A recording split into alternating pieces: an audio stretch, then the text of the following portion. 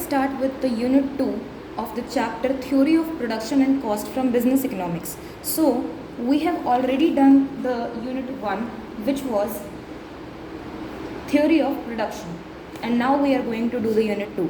So, in the previous unit, we have discussed the relationship between inputs and outputs in the physical quantities. So, in the physical quantities, we have already discussed. However, we are aware business decisions are generally based on cost of production. So, if the cost of production is higher, the price of the good is also higher. If it is less, then it is vice versa.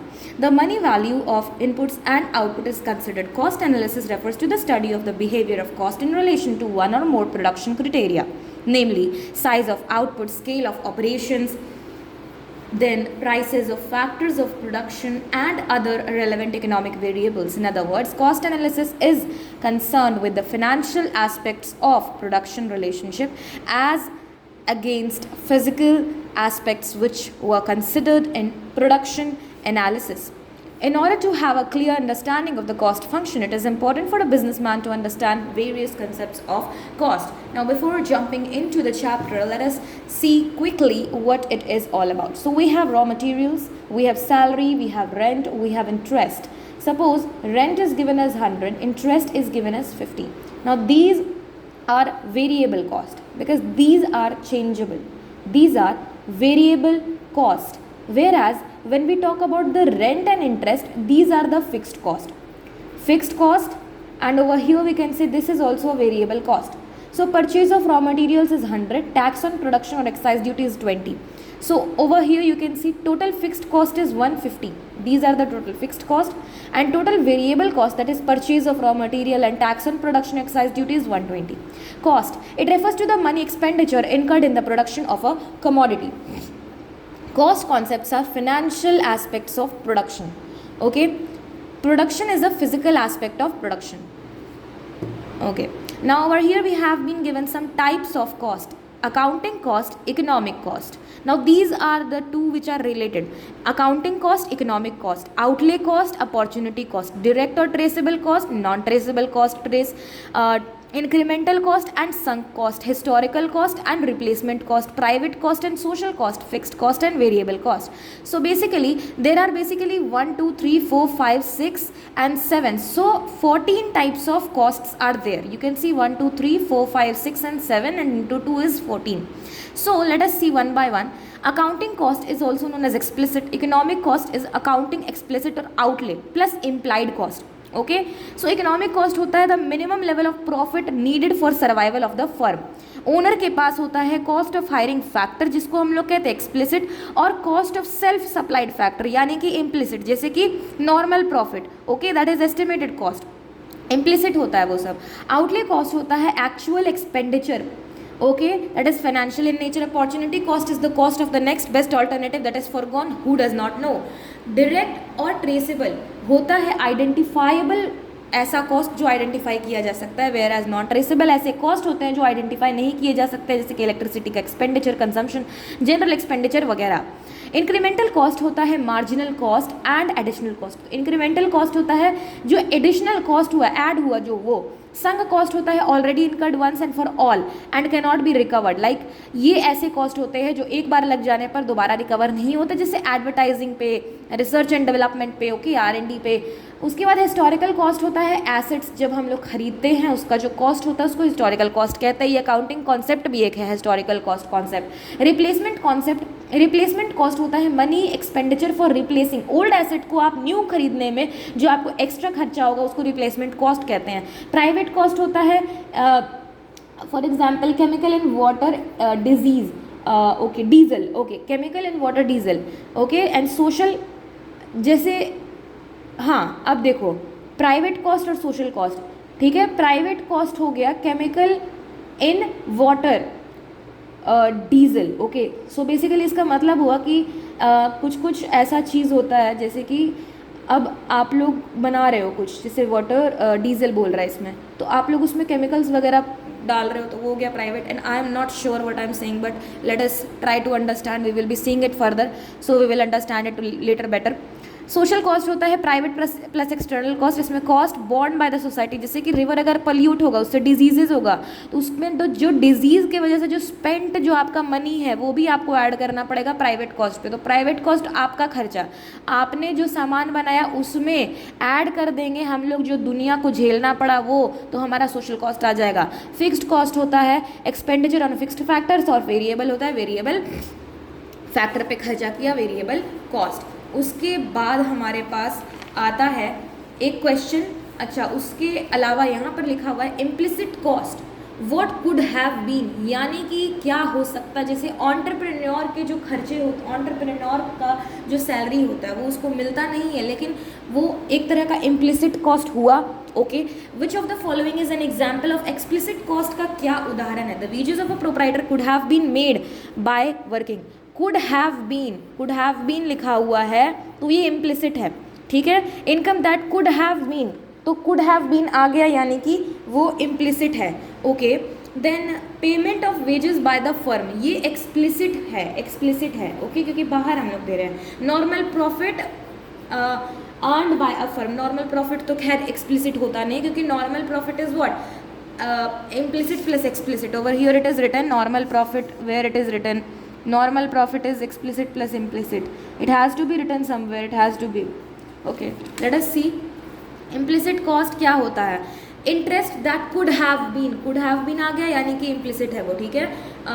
Earned on retained earnings used by the firm to finance expansion, total cost होता है explicit. यहाँ पे देखो explicit cost plus implicit cost, ठीक है, लेकिन normal profit होता है इसका सिर्फ और सिर्फ implicit cost. Okay, normal profit like you need to survive. Okay, उसके बाद एक और क्वेश्चन है sunk costs are already incurred once and for all and can not be recovered. उसके बाद हमारे पास बहुत सारे इस तरह के कॉन्सेप्ट्स आएंगे। First of all let us just quickly read the chapter one by one. Accounting cost and economic cost, an entrepreneur has to pay price for the factors of production which he employs for production, thus he pays wages to workers employed, prices for raw materials, fuel and power used, rent for the building he hires, and interest on the money borrowed by doing business.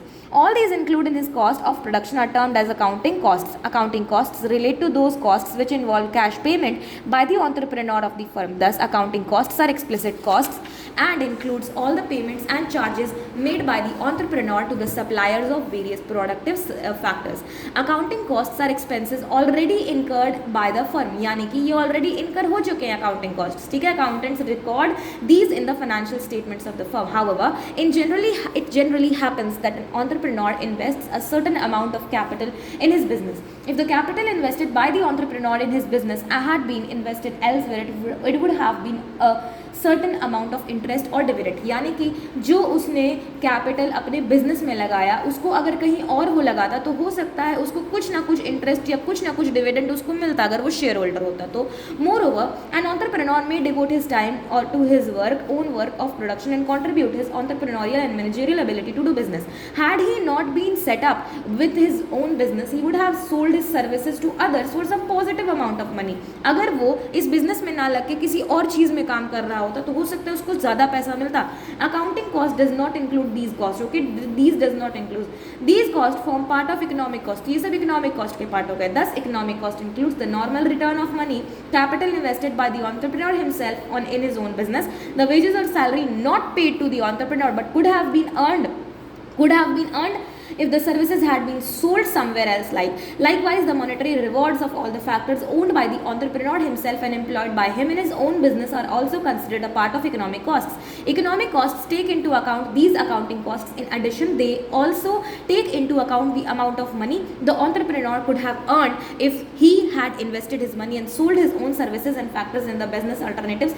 Therefore, economic costs are useful for businessmen while making decisions. The concept of economic cost is important. The entrepreneur must cover. ठीक है, super normal profit होता है एक और positive economic profits, अब normal profits are over and above the normal profits. ये सारी चीज़ें जो नॉर्मल प्रॉफिट है ना, उसके बाद क्या है नॉर्मल प्रॉफिट है, सुपर नॉर्मल प्रॉफिट है और लॉस होता है, ओके, पॉजिटिव इकोनॉमिक प्रॉफिट्स, अब नॉर्मल प्रॉफिट्स वगैरह, okay. Outlay cost, opportunity cost, तो आई होप दैट कि अकाउंटिंग कॉस्ट और economic cost is clear to you all. Outlay cost और opportunity cost, outlay cost involve actual expenditure of funds on say wages, materials, rent, interest, etc. Opportunity cost on the other hand is concerned with the cost of the next best alternative opportunity which was foregone in order to pursue a certain action. It is the cost missed opportunity and involves a comparison between the policy that was chosen and the policy that was rejected. For example, the opportunity cost of using capital in the interest that it can earn. यानी कि आपने जो capital है आप कहीं पर invest कर सकते थे लेकिन आपने वो इन्वेस्ट नहीं किया, आपने बिजनेस में डाला, तो आप जो इन्वेस्ट करते हैं वो आपका अपॉर्चुनिटी कॉस्ट हो गया, okay. A distinction between outlay cost and opportunity cost have been drawn on the basis of the nature of sacrifice, यानी कि आपका जो नेचर ऑफ सैक्रिफाइस है उसके बेसिस पे। Outlay cost involves financial expenditure at some point of time and hence are recorded in the books of account. Opportunity cost is the amount or subjective value, तो हम लोग बोलते हैं opportunity cost जो है वो सब्जेक्टिव वैल्यू है that is foregone in choosing one activity over the next best alternative. It relates to the sacrificed alternatives. It is in general not recorded in the books of account, okay. The opportunity cost concept is generally very useful for business managers and therefore it has to be considered whether whenever resources are scarce and a decision involving a choice of one option over others is involved. Example, in a cloth mill which spins its own yarn, the opportunity cost of yarn to the weaving department is the price at which the yarn could have been sold. This has to be considered while measuring profitability of the weaving operators. In the long term cost calculations also, opportunity cost is a very useful concept while calculating the cost of higher education. It is not the tuition fee and the cost of books alone that are relevant. One should also take into account the earnings foregone, यानी कि आपने जो इतना जो समय 10 साल आपने school में पढ़ा, आप उस 10 साल में कितना सारा अर्निंग कर लेते। other foregone uses of money which is paid at tuition fees and other value missed activities is the cost of attending classes. I hope so कि outlay cost and opportunity cost is clear. outlay cost होता है कि जो actual आपका जो actual expenditure है जो fund में, जैसे कि वेजेस, मटेरियल, रेंट एक्सेट्रा, उसमें जो लगा वो। अपॉर्चुनिटी कॉस्ट जो आपका बीता हुआ, यानी कि आपका जो अच्छा, सबसे अच्छा जो आपका नेक्स्ट बेस्ट ऑल्टरनेटिव था वो जो फॉरगोन हुआ वो, ओके। उसके बाद होता है डायरेक्ट या फिर ट्रेसेबल कॉस्ट या इनडायरेक्ट और non traceable cost. Direct cost are those that is direct relationship with the component of operation like manufacturing a product, organising a process और an activity. Since such costs are directly related to a product, process or machine, they may vary according to the changes occurring in these. Direct costs are costs that are readily identified and traceable in a particular product, operation and plant. Even overhead costs are direct to the department. Manufacturing costs can be direct to a product line, sales territory, customer class, etc. We must know the purpose of cost calculation before considering whether a cost is direct or indirect. Indirect costs are those which are not easily and definitely identifiable in relation to a plant, product, process or department. Therefore, such costs are not visibly traceable to specific goods, services, operations, etc. but are nevertheless charged to different jobs or products in standard accounting practice. The economic importance of these costs is that these, even though not directly traceable to a product, may bear some functional relationship to production and may vary with output in some definite way. Examples of such costs are electric power and common costs incurred for general operation of the business benefiting all products jointly. तो direct या traceable cost होते हैं जो हम लोग identify कर सकते हैं। इनडायरेक्ट या नॉन ट्रेसेबल कॉस्ट होते हैं जो बहुत ही मुश्किल से या तो डिफाइन ही नहीं हो पाते हैं, आइडेंटिफाई नहीं हो पाता है। जैसे कि हम लोग बात करते हैं कि हम लोग जैसे इलेक्ट्रिसिटी का पावर हो गया, ओके, कॉमन कॉस्ट हो गया, जनरल ऑपरेशंस हो गए बिजनेस के, ओके, तो these are the cost which are not traceable. अब हम लोग बात करते हैं इंक्रीमेंटल या संक कॉस्ट के बारे में। तो संक कॉस्ट हम लोग बोले जो कॉस्ट ऑलरेडी अगर हो चुका है और उसका हम लोग को बेनिफिट अब नहीं मिलेगा, that can not be recovered again, ठीक है। तो theoretically incremental cost are related to the concept of marginal cost, ठीक है। हम लोग मार्जिनल कॉस्ट बोलते हैं एडिशनल कॉस्ट जो लगा, ठीक है। एक प्रोडक्ट बनाने में आपका एडिशनल कॉस्ट क्या लगा, हम लोग बोलते हैं ना TPN-1 या फिर delta TP upon delta Q, ठीक है। तो incremental cost refers to the additional cost incurred by a firm as a result of business decision. Incremental cost will have an incurred by a firm when it makes the decision to change its product line. या तो आप अपना product line change करोगे, या तो replace worn out machinery करोगे, या तो न्यू प्रोडक्शन फैसिलिटी करोगे, या तो एक नया सेट ऑफ क्लाइंट्स कर दोगे। लेकिन सम कॉस्ट होता है which has already incurred once and for all and can not be recovered. They are based on past commitments. ये सारे जो है पास्ट कमिटमेंट्स पे होते हैं. कौन से? Sunk cost. And can not be revised और reversed if the firm wishes to do so. Examples of these are advertising, R&D, specialised equipments and what else? Fixed facilities such as railway lines वगैरह हो गई, सब sunk cost होगा क्योंकि ये एक barrier to entry of the firms into business. Historical cost या replacement cost, I know. Okay, historical cost होता है the cost incurred in the past in the acquisition of a new productive asset such as machinery, building. Replacement cost होता है money expenditure that has been incurred for replacing an old asset, and stability in price make these two costs differ. तो instability होता है price का, इसलिए दोनों जो है डिफर करते हैं, क्योंकि आपका जो है बहुत सारी चीज़ें होती हैं ना, जैसे कि wear and tear, normal wear and tear हम लोग बोलते हैं ना, फिर वो होता है कि बेसिकली आपका जो है टेक्नोलॉजी पुराना हो जाता है ना. तो these are the things. Other things remaining the same and increase in the price will make replacement costs higher than historical cost. ठीक है, अगर प्राइस में बढ़ाव होगा तो रिप्लेसमेंट कॉस्ट हायर हो जाएगा हिस्टोरिकल कॉस्ट से. एंड आई होप कि ये वाला लाइन बहुत क्लियर है, क्योंकि जब आपका प्राइस बढ़ रहा है किसी चीज़ का, आपने हिस्टोरिकल कॉस्ट के हिसाब से किसी मशीनरी को 20,000 में खरीदा था, आज वो मशीनरी का दाम क्योंकि प्राइस बढ़ चुका है तो 50,000 हो गया. आज आपका खरीदा हुआ मशीनरी का दाम डेप्रिशिएट होते होते 5,000 हो गया है, तो आपको 45,000 लगाना पड़ेगा आपको नया मशीनरी खरीदने के लिए. रिप्लेसमेंट कॉस्ट हुआ 45,000 आपका. एंड आई होप कि ये क्लियर है. प्राइवेट कॉस्ट और social cost. Private cost or cost actually incurred or provided for by the firms and either explicit or implicit. या तो एक्सप्लिसिट या तो इम्प्लिसिट हो. They normally figure in business decision as they form a part of total cost and are internalised by the firm.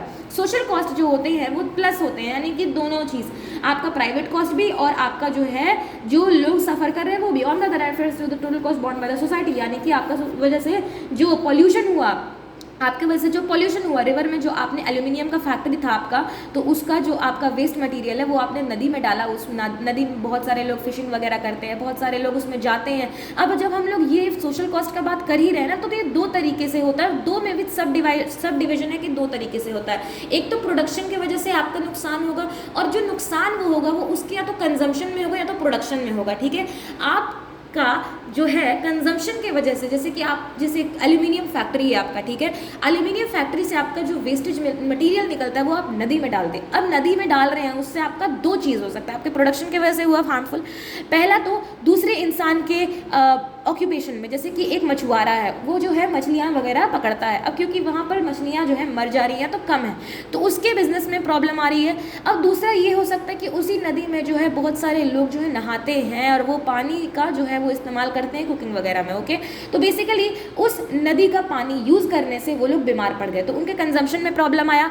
Same in the case is अगर आप लोग जो है स्मोकिंग करते हैं, फॉर एग्जाम्पल आपके कंजम्पशन से किसी को प्रॉब्लम भी हो सकता है, किसी को अच्छा भी हो सकता है. आपके कंजम्पशन से, जैसे फॉर एग्जाम्पल आपने स्मोकिंग किया, लोगों ने उसे पैसिव स्मोक किया, क्योंकि आपने जो किया उसे एक्टिव स्मोक कहते हैं, और जो लोगों ने किया उसे पैसिव स्मोकिंग कहते हैं. उन्होंने लिया तो उनका जो है हेल्थ डाउन हो गया. सिमिलरली अगर आप अपने लिए गार्डन बनाते हैं तो आप अपने लिए बना रहे हैं, लेकिन लोगों को फ्रेश एयर और अच्छा एक एस्थेटिक व्यू मिल रहा है, तो वो उनके कंजम्पशन में हो गया. ओके, अब आपके कंजम्पशन की वजह से प्रोडक्शन में भी हो सकता है ना, जैसे कि आप ना जिम वगैरह जा रहे हो, ठीक है, तो जिम वगैरह जा रहे हो तो आपका जो है हेल्थ वगैरह अच्छा हो रहा है, तो आप किसी भी बेसिकली आप कहीं पे वर्क करते हो तो आप जो है अच्छे तरीके से काम करोगे तो उनका प्रोडक्शन जो है अच्छा होगा. तो आई होप कि ये क्लियर है, और ये जो चीज़ है, ये जो कॉन्सेप्ट है आगे आने वाला है, which is very important for you to understand.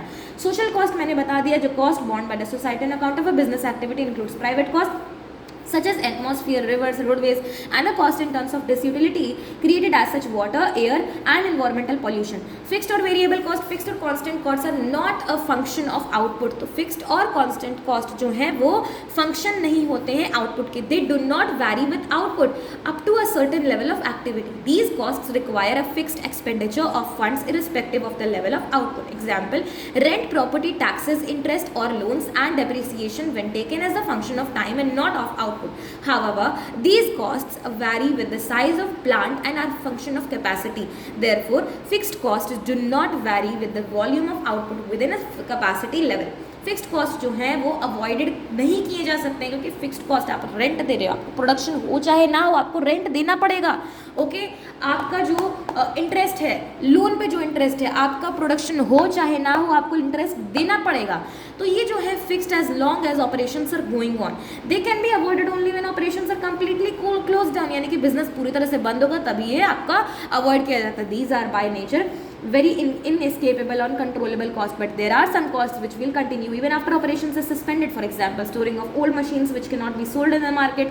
These are called shutdown cost. Shutdown cost ऐसे cost होते हैं जो आपका बिजनेस शट डाउन होने के बाद भी आपको कॉस्ट लग रहा है. Some of the fixed cost such as cost of advertising and programme, fixed cost और discretionary expenses because they depend on the discretion of management whether to spend of these services और not. Variable cost होते हैं जो कि function होते हैं output का in the production period, जैसे कि वेजेस ऑफ कैजुअल लेबरर्स है ना, cost of raw materials, cost of other inputs and that very output. यानी आउटपुट बढ़ेगा तो आपका वेरिएबल कॉस्ट, यानी कि आउटपुट चाहे बढ़े चाहे आउटपुट कम रहे, ठीक है, फिक्स्ड कॉस्ट जो है वो कांस्टेंट रहेगा।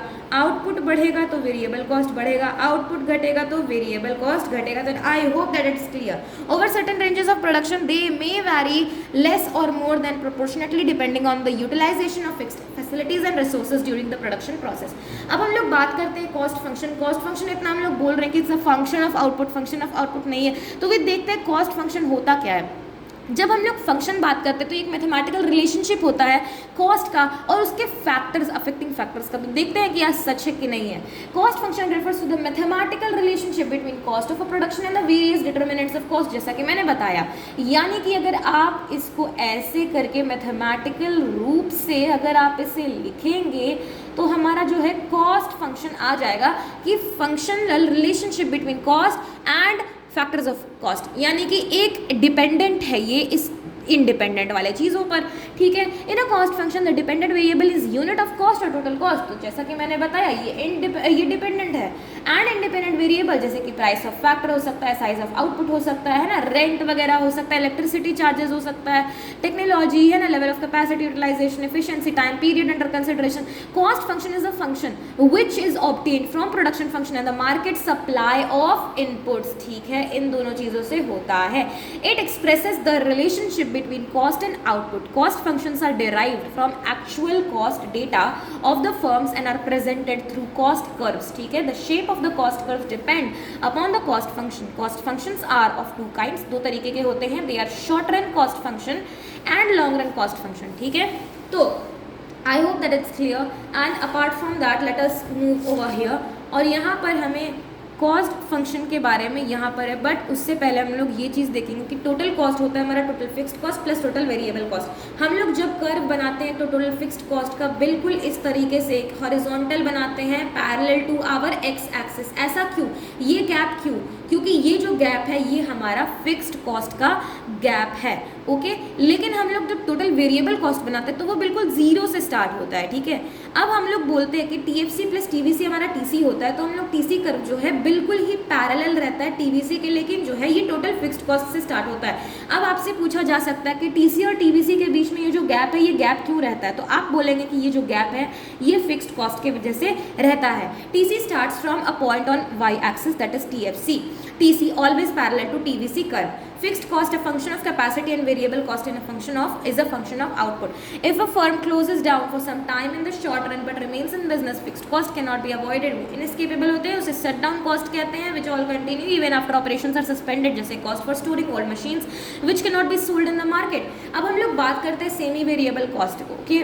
So basically semi variable cost ऐसा होता है ना कि आप एक पर्टिकुलर चीज़ को तब तक इस्तेमाल करो तब आपका एक फिक्स्ड रेट लगेगा, लेकिन आप उस पर्टिकुलर रेंज से ऊपर चले जाओगे तो अब आपका वेरिएबल कॉस्ट लगेगा।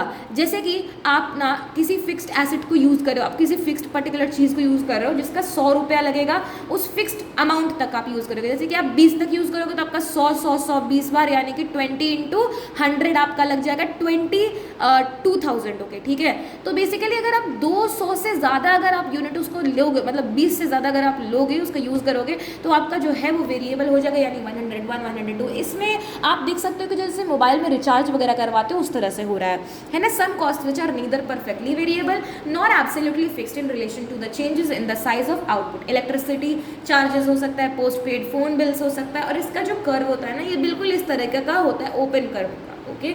स्टेयर स्टेप वेरिएबल कॉस्ट होता है some costs which may increase in a stair step fashion, they remain fixed over a certain range of output but suddenly jump to a new higher level when output goes beyond a given limit, ठीक है। Cost function जैसा कि मैंने बताया कि mathematical relationship between cost of a product and the variable determinants of cost. It expresses the relationship between cost and output. दो तरीके का मैंने बताया कि शॉर्ट रन कॉस्ट फंक्शन हो सकता है, लॉन्ग रन कॉस्ट फंक्शन हो सकता है, और ये वाला जो चीज़ है मैंने आपको बताया मैथमेटिकल रिलेशनशिप, कॉस्ट हमारा डिपेंडेंट है, फैक्टर्स हमारा इंडिपेंडेंट है। Cost function is a function which is obtained from production function market supply of input, तो इसमें बोथ होगा, बोथ प्रोडक्शन फंक्शन और both market supply of inputs, दोनों के वजह से जो है हमारा कॉस्ट फंक्शन निकलता है। तो हम लोग कह सकते हैं कि C is equal to F Q I, ठीक है। In a cost function the dependent variable that is the unit cost और total cost and the independent variable are, तो हमारा जो डिपेंडेंट वेरिएबल है कॉस्ट और जो इंडिपेंडेंट वेरिएबल है हमारा डिटरमिनेंट्स है, यानी कि जो फैक्टर्स ऑफ कॉस्ट है वो है, तो both price of factor and size of output और relevant phenomenon which has a bearing on cost like technology level of capacity utilization efficiency. Law of production हमारा शॉर्ट रन आता है, long run आता है। शॉर्ट रन में law of variable proportion कहते हैं, long run में law of returns to scale कहते हैं। जब शॉर्ट रन कॉस्ट कर्व हम लोग समझाते हैं तो हम लोग इस तरीके से 4 कर्व बेसिकली समझाते हैं। तो बेसिकली ये हमारा मार्जिनल कॉस्ट का कर्व है जो इनिशियली फॉल करता है, एकदम धड़ाक से ऊपर चला जाता है। एवरेज कॉस्ट का भी थोड़ा सा वही है, हम लोग कहते हैं ना कि एवरेज कॉस्ट ना मार्जिनल कॉस्ट को फॉलो करता है, ठीक है। तो मार्जिनल एवरेज कॉस्ट भी धीरे धीरे नीचे जाता है और फिर एकदम धड़ाक से ऊपर चला जाता है। एवरेज फिक्स्ड कॉस्ट होता है, एवरेज वेरिएबल कॉस्ट होता है। एवरेज फिक्स्ड कॉस्ट होता है धीरे धीरे करके नीचे जाता है, ये ऊपर नहीं जाता है। क्यों नहीं नीचे जाता है? क्योंकि एवरेज फिक्स्ड कॉस्ट ना आपका प्रोडक्शन जैसे जैसे प्रोडक्शन बढ़ेगा वैसे वैसे आपका फिक्स्ड कॉस्ट जो है ना वो कम बढ़ने लगेगा, है ना, मतलब उसका जो वो है समझिए ना रेंज वो है कम होने लगेगा। जब हम लोग एवरेज वेरिएबल कॉस्ट का बात करते हैं तो वो तो होता ही है TVC अपॉन क्यू, तो वो ना एकदम बिल्कुल इसके जैसा, लेकिन थोड़ा सा नीचे से एवरेज वेरिएबल कॉस्ट जो है वो एकदम नीचे जाएगा फिर एकदम से ऊपर चला जाएगा। तो हम लोग इसको टैबुलर फॉर्मेट में अगर समझें, हमारा क्वांटिटी दिया हुआ है यहाँ पर, अगर आप लोग ध्यान दीजिए 0 1 2 3 4 5 TFC यानी कि टोटल फिक्स्ड कॉस्ट हमारा 100 जाके सेम रहेगा। टोटल वेरिएबल कॉस्ट अगर हम लोग देखें तो ये हमारा 0 फिर 100 फिर इस तरह से बढ़ते जो है 700 तक गया। टोटल कॉस्ट क्या होता है? ये प्लस ये यानी कि TVC प्लस TFC, तो इसका दोनों का जोड़ क्या 100, इसका दोनों का 200, इसका क्या 250, इसका क्या 300, इसका क्या 500, इसका क्या 800। मार्जिनल कॉस्ट होता है ना, मार्जिनल कॉस्ट, अब देखो क्वांटिटी में ना एक का गैप है, तो हम लोग ना फॉर्मूला यूज करेंगे कौन सा, TCN माइनस TCN माइनस 1। अगर क्वांटिटी में 2 या 3 का गैप रहता तो हम लोग कौन सा यूज करते हैं, delta TC upon delta Q। अभी हम लोग ये वाला फॉर्मूला यूज करेंगे कि क्वांटिटी में एक का गैप है, ठीक है। हम लोग देख सकते हैं कि 0 और 100 के बीच में अगर देखा जाए तो TC n minus TCN minus 1, okay. तो 100 तो सबसे पहले ये तो 0 रहेगा, इस मतलब इसका कुछ अनडिफाइंड है, ठीक है। अब 100 माइनस 200 माइनस 100 होता है 100, 250 माइनस 200 50 होता है, ये माइनस ये 50, ये माइनस ये 200, ये माइनस ये 300, ठीक है। एवरेज कॉस्ट हमारा होता है टोटल कॉस्ट अपॉन क्वांटिटी, तो total cost upon quantity 100 upon 0 कुछ नहीं, 200 अपॉन 1 200, 250 अपॉन 2 कितना 125, 300 अपॉन 3 कितना 100, 500 अपॉन 4 क्या 125, 800 अपॉन 5 क्या 160। एवरेज फिक्स्ड कॉस्ट हमारा होता है TFC अपॉन Q, तो TFC को हम लोग Q से डिवाइड कर देंगे तो ये सब वैल्यूज आ जाएगा।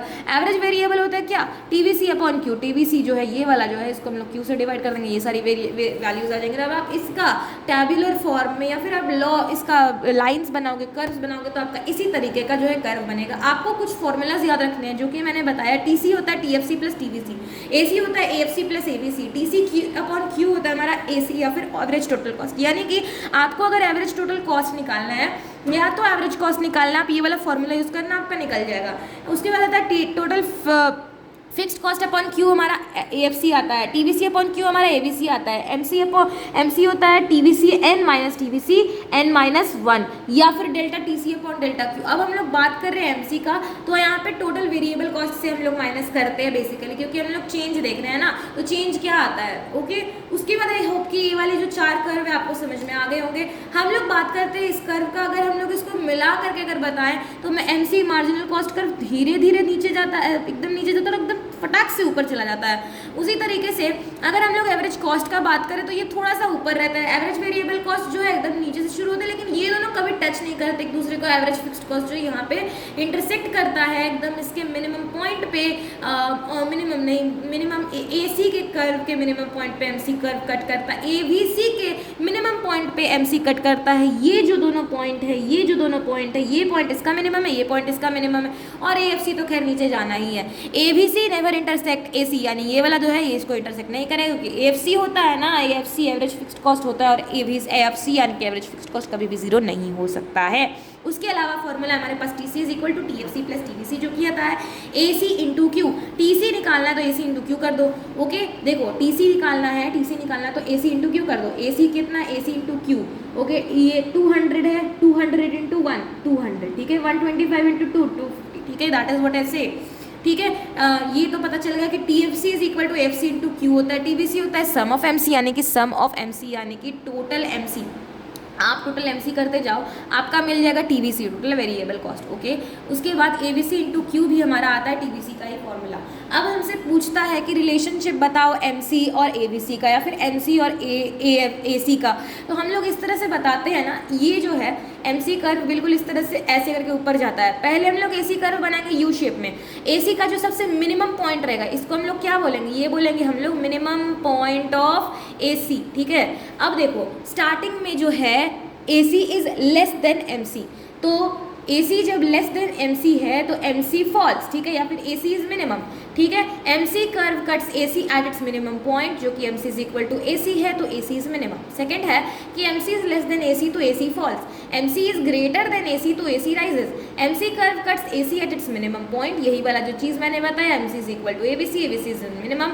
ये हमारा ABC के साथ रिलेशन है, ये हमारा AC के साथ रिलेशन है। MC is less than ABC, ABC falls, MC is greater than ABC, ABC rises. हमसे पूछ सकता है मार्जिनल कॉस्ट और टोटल वेरिएबल कॉस्ट में बताने डिफरेंस, टोटल वेरिएबल कॉस्ट भी बोल सकता है, टोटल कॉस्ट भी बोल सकता है। तो यहाँ पर हम लोग देखते हैं कि ये जो इस तरह का ऐसे डेंट आ गया, यहाँ पर ऐसे डेंट आ गया, इसको हम लोग जोड़ देते हैं, ठीक है, इन दोनों को हम लोग जोड़ देते हैं और बोलते हैं कि यहाँ पर ये जब टीवीसी जो है जब इंक्रीज कर रहा था, जब बढ़ रहा था टोटल वेरिएबल कॉस्ट, तो एमसी घट रहा था। टीवीसी थोड़ा नीचे गया, नीचे जब गया गिर गया तो एमसी हमारा बढ़ गया। उसी तरह से सेम टू सेम इसमें भी है, तीन चीज़, ठीक है। उसके बाद आप लोग ना फॉर्मूला भी एक लगा सकते हो ना कि एमसी इज इक्वल टू हमारा TCN-1 होता है। टीवीसी बेसिकली आप बोल सकते हो तो टीसी बोल सकते हो। ओके, अगर क्वांटिटी दिया हुआ है तो आप लोग ये वाला फॉर्मूला लगा देना, सिंपल सा बात है। A firm average cost है 20 रुपया at 6 units of output. What will be the output? What will be 4 units of output? ठीक है, 4 यूनिट पे क्या आउटपुट रहेगा, तो हमारा क्या होता है, हमारा एवरेज फिक्स्ड कॉस्ट दिया हुआ है 20 रुपया, ठीक है। हमसे पूछ रहा है व्हाट विल बी एट, अच्छा हमसे पूछ रहा है कि एवरेज वेरिएबल कॉस्ट क्या होगा 4 यूनिट पे, ठीक है। तो हमारा 20 जो दिया हुआ है वो 20 दिया हुआ है एवरेज फिक्स्ड कॉस्ट, ठीक है। तो एवरेज फिक्स्ड कॉस्ट दिया हुआ है 20 रुपया, ठीक है। यहाँ पर टोटल यहाँ पे दिया हुआ है क्वांटिटी, ठीक है, 6 दिया हुआ है, यहाँ पे 4 दिया हुआ है। जब एवरेज फिक्स्ड कॉस्ट 20 और क्वांटिटी ये दिया हुआ है तो हम लोग बोलते हैं कि क्वांटिटी इंटू एफसी कितना, TFC होता है, तो 120 हो जाएगा। अब देखो total fixed cost is always same, 120 यहाँ 120 यहाँ, इसको इससे डिवाइड कर देंगे ना तो हमारा 30 आ जाएगा। तो 4 यूनिट पे क्या होगा AFC is equal to TFC upon Q। TFC हमारा 120 अपॉन Q हमारा कितना 4, 30 रुपया बस। A firm has variable cost 1000 at 5 units of output, fixed cost are 400 fixed cost है, 400 हमेशा फिक्स्ड कॉस्ट ही रहेगा। Okay, and what will be दी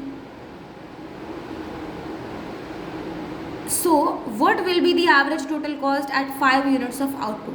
तो हमें क्वांटिटी दिया हुआ है 5, ओके, वेरिएबल कॉस्ट है 1000 का variable cost at 5 units of output, ठीक है। If the fixed cost are 400 दोनों सेम रहेगा। What will be the average total cost, ATC पूछ रहा है तो average total cost TC upon Q हमारा ATC आ जाएगा। तो TC हमारा क्या है, TC हमारा है 1000 प्लस 401 हमारा 1400 अपॉन 5। TC क्या आ गया, ATC क्या आ गया 280, तो 280 हमारा 5 यूनिट ऑफ आउटपुट पे आ जाएगा। A firm produces 7 units of output, has an average total cost of 150 and has to pay 350 to take its fixed factors of production whether it produces or not, ठीक है। 350 हमारा fixed cost है, ठीक है, total fixed cost, ठीक है। TFC बोल दो, TFC बोल दो, जो बोलना है बोलो। whether it produces or not, how much of the average total cost is made, यानी कि क्वांटिटी हमारा है 7, एवरेज टोटल कॉस्ट कितना दिया हुआ है 150। देखो एवरेज टोटल कॉस्ट क्या होता है, TC अपॉन Q होता है। TFC कितना दिया हुआ है 350। अब देखो हमें एवरेज वेरिएबल कॉस्ट निकालना है, एवरेज फिक्स्ड कॉस्ट है, ठीक है। अब देखो AFC एवरेज फिक्स्ड कॉस्ट हो जाएगा TFC upon Q, TFC upon Q 50 आ गया।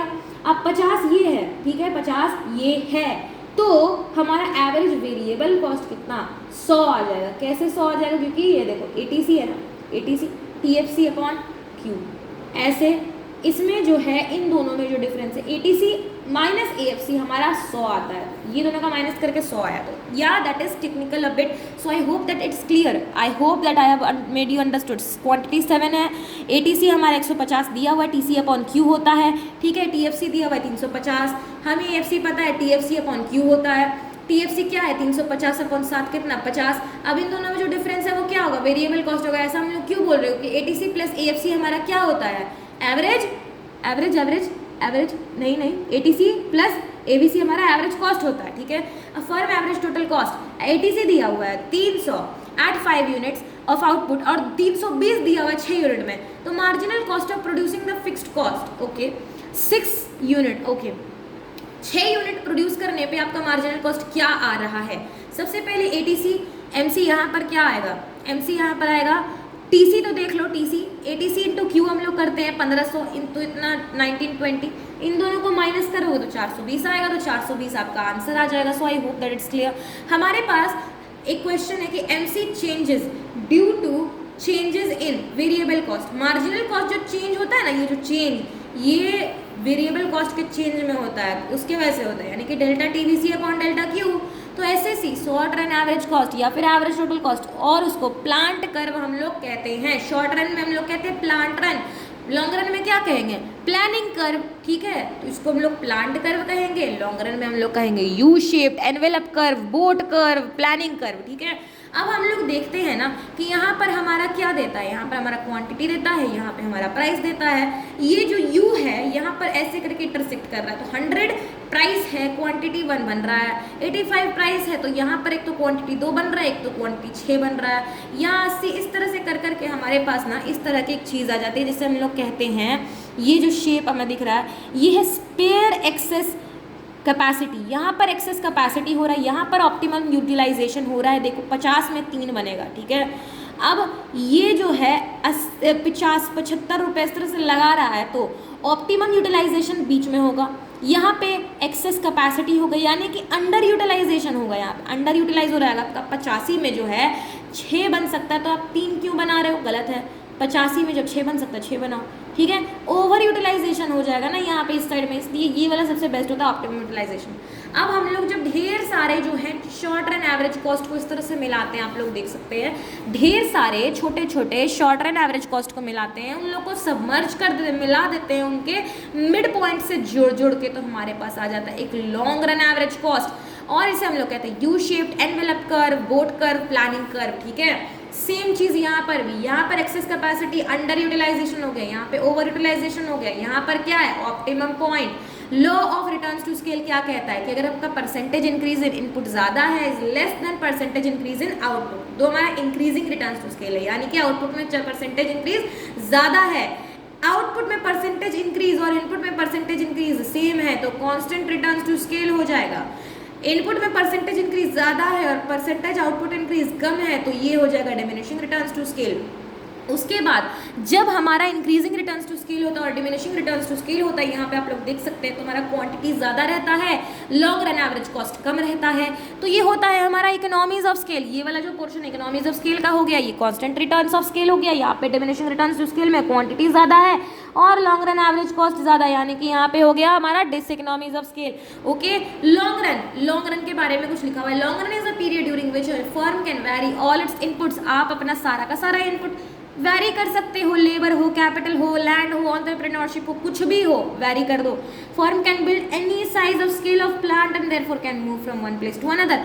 लॉन्ग रन को प्लानिंग होराइजन कहते हैं, प्लानिंग कर्व कहते हैं, बोट कर्व कहते हैं, एनवेलप कर्व कहते हैं, you curve, U shaped curve कहते हैं, लेकिन short run average cost curve को हम लोग क्या कहते हैं, प्लांट कर्व कहते हैं। ओके, ठीक है।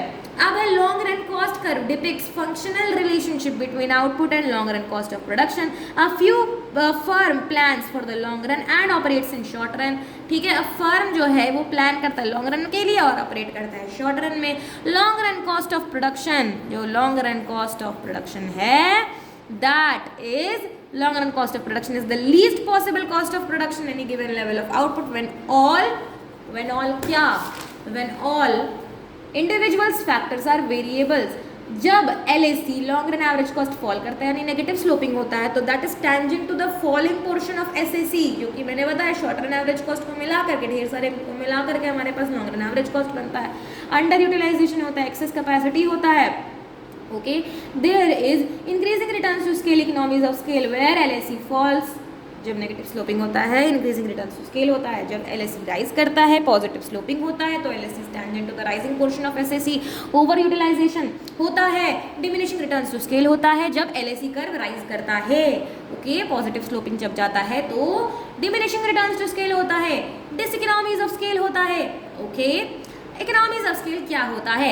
Are cost advantages that enterprises obtain due to their scale of operations that which with the cost per unit of output decreasing which causes scale increasing. ठीक है, एडवांटेज क्या होता है? क्वांटिटी बढ़ेगा तो लॉन्ग रन एवरेज कॉस्ट घटेगा.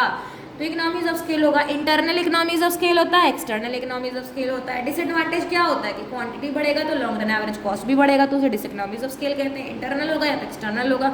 Internal economies of scale में internal economies accrue to for when it expands its output. तो इंटरनल इकोनॉमीज जो है वो बनते हैं, कैसे बनते हैं? आउटपुट बढ़ाने से बनते हैं ताकि कॉस्ट ऑफ प्रोडक्शन जो है वो नीचे आ जाए. Internal economies. Internal economies arises purely due to endogenous यानी कि इंटरनल फैक्टर की वजह से जो है इंटरनल इकोनॉमीज आते हैं.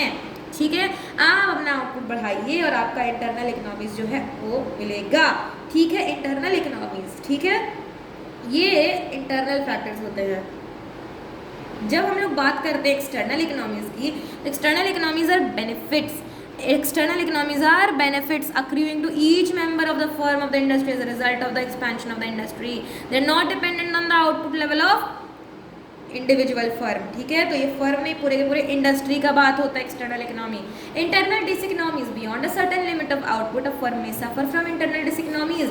एक्सटर्नल डिसइकोनॉमीज होते हैं. External diseconomies are disadvantages that originate outside the firm specially in the input market. Internal economies और डिसइकोनॉमीज. LAC कम रहेगा तो इंटरनल इकोनॉमी, LAC ज़्यादा रहेगा तो डिसइकोनॉमी. टेक्निकल होता है, मैनेजरियल होता है, कमर्शियल होता है, फाइनेंशियल होता है, रिस्क बियरिंग होता है. एक्सटर्नल इकोनॉमीज और diseconomies. Cheaper raw material and equipment. आपको एक्सटर्नल इकोनॉमी और डिसइकोनॉमी में चीपर रॉ मटेरियल और इक्विपमेंट मिलेगा. Technological external economies. ठीक है, development of skilled labour, growth of ancillary industries, better transport and marketing and economies of information. ये हमारे external economies और डिसइकोनॉमीज हो गए. So we were over here external economies and diseconomies. तो इसमें cheaper raw materials and equipments मिलता है, technological external economies रहता है, डेवलपमेंट ऑफ स्किल्ड लेबर्स होता है, ग्रोथ ऑफ एंसिलियरी इंडस्ट्रीज होता है, बेटर ट्रांसपोर्टेशन मार्केटिंग होता है और इकोनॉमीज ऑफ इंफॉर्मेशन भी आता है. नेगेटिवली स्लोप यानी कि falling part of long run average total cost curve is due to which of the following. किस वजह से होता है? Increase in productivity that results from specialisation. तो ये जो नेगेटिवली स्लोप्ड होता है हमारा falling part of long run average cost curve, ये किस वजह से होता है? अरे आपका जो प्रोडक्टिविटी है वो बढ़ गया है, स्पेशलाइजेशन हो गया. आपको एक छोटा सा चीज़ बताता है कि जो मॉडर्न इंडस्ट्री का जो लॉन्ग रन एवरेज कॉस्ट है वो यू शेप्ड नहीं है, तो वो क्या है? वो एल शेप्ड है, ऐसे करके है. ठीक है, so this was all about the chapter. और अब हम लोग बुक पढ़ेंगे. बुक का बस ऊपर से हम लोग सब कुछ पढ़ लेंगे. शॉर्ट रन टोटल कॉस्ट होता है टोटल फिक्स्ड और वेरिएबल कॉस्ट, जो कि मैंने बताया. अब यहाँ पे पूरी तरह से कंप्लीटली फिक्स्ड कॉस्ट का इस तरह का कर्व होता है, कंप्लीटली वेरिएबल कॉस्ट का इस तरह से कर्व होता है. हम लोग बात करते हैं सेमी वेरिएबल कॉस्ट, वो रिचार्ज वाला है ना, कि एक पर्टिकुलर फिक्स्ड अमाउंट तक आपका जो है फिक्स्ड कॉस्ट लग रहा है, लेकिन इससे थोड़ा सा ऊपर जाएगा तो वेरिएबल कॉस्ट हो जाएगा. ये कर्व बताता है हमें सेमी वेरिएबल कॉस्ट. आप इसमें इलेक्ट्रिसिटी चार्जेस वगैरह, बेसिकली फ़ोन चार्जेस इस तरह से होते हैं ना कि आप एक पर्टिकुलर लिमिट तक चार्ज करो तो उसका 100 रुपया लगेगा, लेकिन अगर 1 मिनट में बात ज़्यादा हो गया तो 5-5 रुपये एक्स्ट्रा लगेगा पर मिनट. वो चीज़ यहाँ पर है. ठीक है, स्टेप वेरिएबल कॉस्ट होता है. एकदम ऐसे जाता है, फिर एकदम अचानक से बढ़ जाता है, फिर अचानक से धीरे धीरे सेम हो जाता है, फिर अचानक से बढ़ता है. ऐसे करके हमारा स्टेप वेरिएबल कॉस्ट बनता है. हम लोग बात करते हैं short run total cost curve के बारे में। तो ये चीज़ मैंने बता दिया कि टीएफसी, क्योंकि यहाँ पर जो स्पेस रहता है वही स्पेस यहाँ पर रहता है, इस वजह से ये दोनों जो है ऐसे करके सेपरेट है, लेकिन ये दोनों पैरेलल होते हैं। और टीएफसी और ये जो एक्स एक्सिस है ये दोनों पैरेलल होते हैं। टोटल कॉस्ट हमारा यहाँ से शुरू होता है, क्योंकि यहाँ से क्यों शुरू होता है, फिक्स कॉस्ट के कारण। ये यहाँ से क्यों शुरू होता है, क्योंकि वेरिएबल कॉस्ट है भाई, इसमें फिक्स कॉस्ट थोड़ी जुड़ा हुआ है, ठीक है।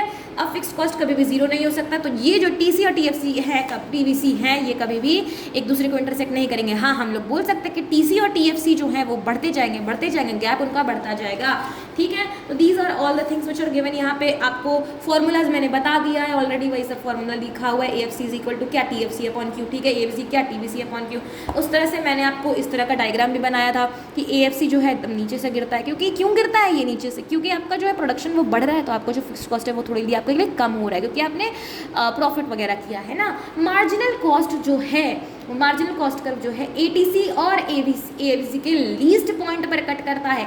एटीसी और एबीसी है, ठीक है। ये दोनों आपको पास जाते हुए ज़रूर दिख रहे होंगे, देखिए ध्यान से आप लोग देख सकते हैं, ये दोनों पास जाते हुए आपको ज़रूर दिख रहे होंगे, लेकिन ये दोनों एटीसी और एबीसी एक दूसरे को इंटरसेक्ट कभी नहीं करेंगे। एटीसी हमारा एएफसी प्लस एबीसी होता है, एटीसी हमारा टीसी अपॉन क्यू रहता है, ये सब चीज़ें होती हैं। और ये तो मैंने बता दिया है कि ATC curve first falls reaches its minimum and then rises. इस तरह से मैंने आपको बता दिया कि यू शिफ्ट कर्व होता है ना, इसका जो है मिनिमम पॉइंट पे इंटरसेक्ट करता है कौन, एमसी कर्व, ठीक है। एमसी हमारा delta TC upon delta Q होता है, डेल्टा टीसी हमारा होता है चेंज इन टोटल कॉस्ट होता है। यहाँ पर एग्जाम्पल दे करके समझाया गया है, और इस तरह का एग्जाम्पल मैंने भी आपको एक समझाया है। तो मैंने इस तरह से रिलेशनशिप मैंने आपको बताया एवरेज कॉस्ट और मार्जिनल कॉस्ट के। यहाँ पे आप लोग देख सकते हैं, अगर आपको विश्वास नहीं हो रहा तो देख लो मार्जिनल कॉस्ट और एवरेज कॉस्ट का, मार्जिनल कॉस्ट और एवरेज वेरिएबल कॉस्ट का, है ना, टीसी अपॉन एमसी का, और टीवीसी और एमसी और टीवीसी का। Long run average cost curve मैंने समझा दिया है, ठीक है। ये चीज़ मैंने आपको बताया, इसे हम लोग क्या कहते हैं, हम लोग short run average cost curve को हम लोग कहते हैं प्लांट कर्व, ठीक है। Long run average cost curve को हम लोग बोलते हैं क्या, प्लानिंग कर्व, या फिर और क्या हम लोग बोलते हैं, हम लोग बोलते हैं यू शिफ्ट तो पता ही है, एनवेलप बोलते हैं, एनवेलप कर्व, ठीक है। एनवेलप कर्व बोलते हैं, बोट कर्व बोलते हैं, ठीक है। प्लानिंग होराइजन बोलते हैं, यहाँ पे आप लोग स्लैश देके होराइजन भी लिख देना। ये चीज़ मैंने बता दिया कि ये जो है इस पार्ट को अंडर यूटिलाइजेशन कहते हैं, इसको ओवर यूटिलाइजेशन रहते हैं, इसको कॉस्ट, इसको हम लोग कहते हैं कांस्टेंट रिटर्न टू स्केल, इसे हम लोग कहते हैं क्या, इसे हम लोग क्या कहते हैं, इसे हम लोग कहते हैं इंक्रीजिंग रिटर्न्स टू स्केल, इसे कहते हैं हम लोग डिमिनिशिंग रिटर्न्स टू स्केल, इसे इंक्रीजिंग रिटर्न्स टू स्केल कहते हैं, इसे डिमिनिशिंग रिटर्न्स टू स्केल कहते हैं। ये हमारा अंडर यूटिलाइजेशन है, ये हमारा ओवर यूटिलाइजेशन है। तो I hope that is clear. Economies और डिसइकोनॉमीज ऑफ स्केल मैंने बता दिया है। इंटरनल इकोनॉमीज और डिसइकोनॉमीज होते हैं, टेक्निकल इकोनॉमीज और डिसइकोनॉमीज होते हैं, मैनेजरियल इकोनॉमीज और डिसइकोनॉमीज होते हैं, कमर्शियल इकोनॉमीज और डिसइकोनॉमीज होते हैं, फाइनेंशियल इकोनॉमीज और डिसइकोनॉमीज होते हैं ना, रिस्क बेयरिंग इकोनॉमीज होते हैं और डिसइकोनॉमीज होते हैं। एक्सटर्नल इकोनॉमीज और डिसइकोनॉमीज में चीपर रॉ मटेरियल और कैपिटल इक्विपमेंट आता है, टेक्नोलॉजिकल एक्सटर्नल इकोनॉमीज आता है, डेवलपमेंट ऑफ स्किल्ड लेबर आता है, ग्रोथ ऑफ एंसिलरी इंडस्ट्रीज आता है, better transportation and marketing facilities आता है, इकोनॉमीज ऑफ ट्रांसपोर्ट इन्फॉर्मेशन आता है। ये सब चीज़ें हो जाती हैं, तब हमारे पास आ जाता है एमसीक्यूज, जो कि हम लोग करेंगे अगली वीडियो में। सो देख लेते हैं हम लोग कितना क्वेश्चन है, और हम लोग देख लेते हैं। ओके, सो यहाँ पर हमारे पास बेसिकली 84 क्वेश्चंस हैं, और हमारे पास नेक्स्ट चैप्टर आ जाता है which we will be doing in the upcoming videos. तो this was all about today.